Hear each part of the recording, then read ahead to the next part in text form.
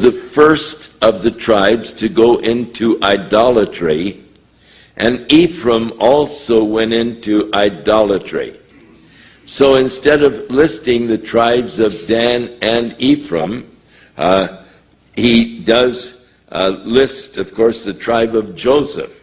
Now, Ephraim was one of Joseph's sons. Usually in the listing of the tribes, you don't read of Joseph, but you read of Ephraim and Manasseh, and they were two of Joseph's sons. And you remember when Jacob finally met Joseph, and Joseph came to his father, who he had not seen in years, and Jacob, you remember, put his hands on the two sons, as Joseph brought his sons to his father. He brought them in a position so that, and Jacob was going to bless them, so that Jacob's right hand would be on the older son. And Jacob crossed his hands and put his right hand on the younger son, and Joseph said, no, Dad, and he tried to change his, son, I know what I'm doing. Sons, know this, your dad usually knows what he's doing. But he then blessed them, and the greater blessing upon Ephraim, the younger of the two. But they are the 12 sons, and Joseph here is listed.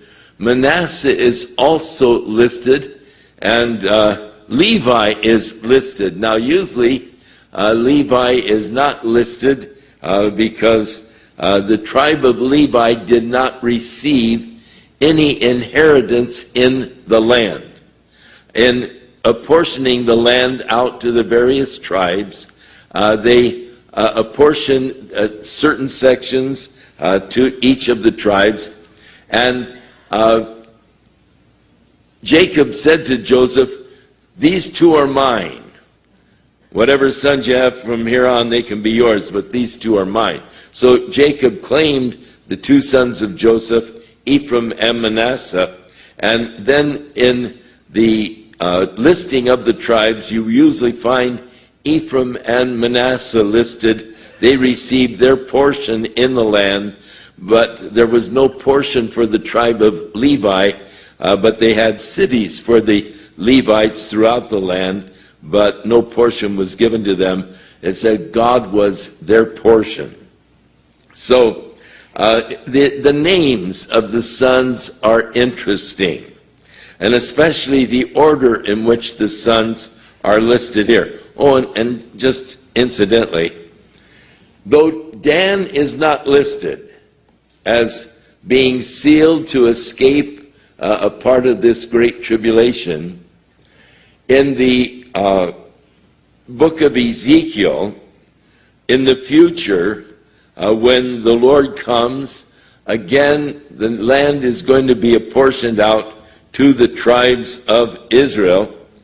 And in the 48th chapter of Ezekiel, in the apportioning of the land to the tribes, Dan is the very first tribe to get his allotment. And there I see the grace of God and the goodness of God, though he isn't spared through the great tribulation, yet in the future he is the first of the tribes to get the apportionment. And of course also Simeon, the Ephraim gets an apportion of the land in the future. So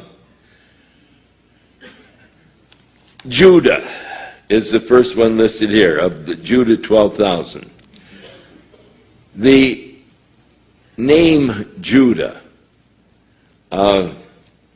means praise of God. Reuben, the second one listed, it means viewing the sun. Gad, a troop is coming.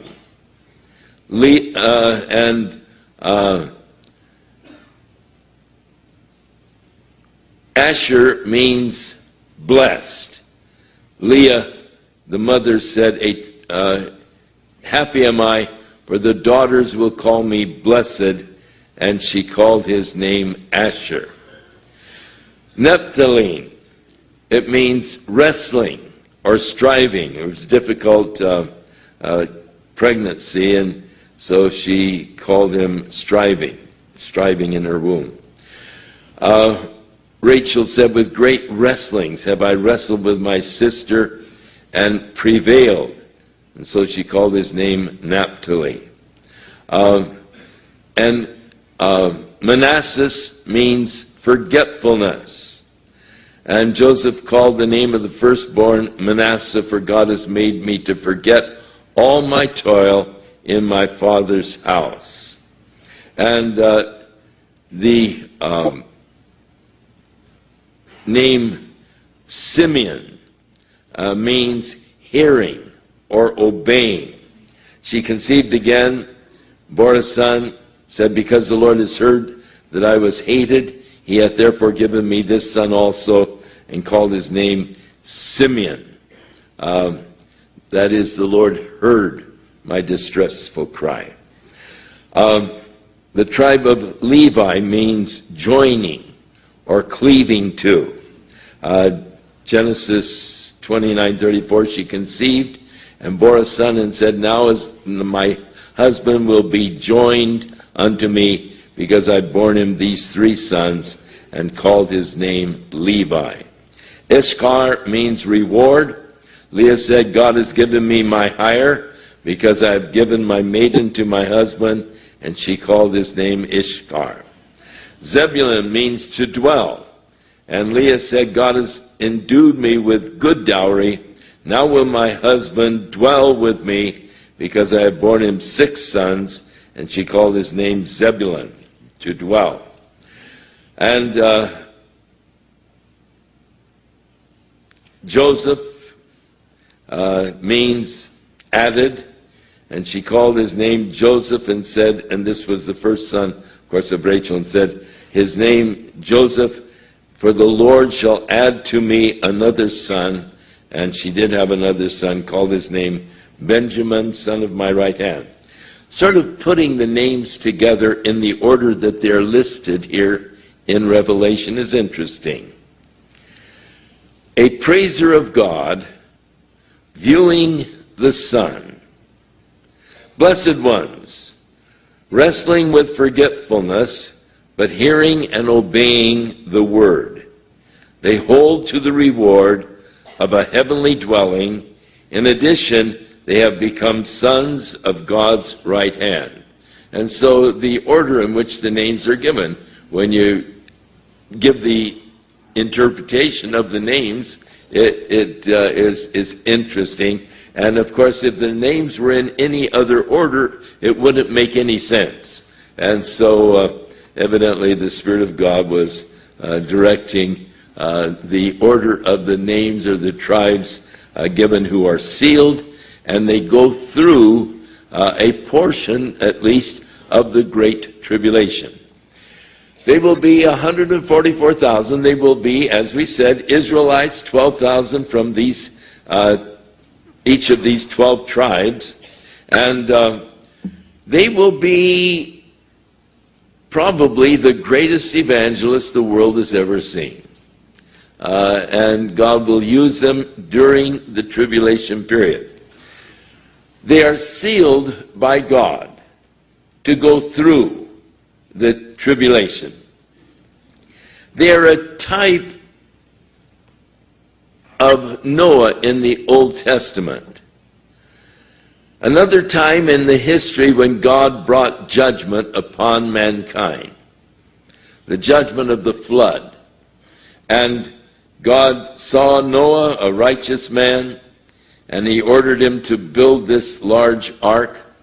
And it said that Noah went into the ark and God sealed the ark, so that Noah went through the great judgment of God upon the earth. He survived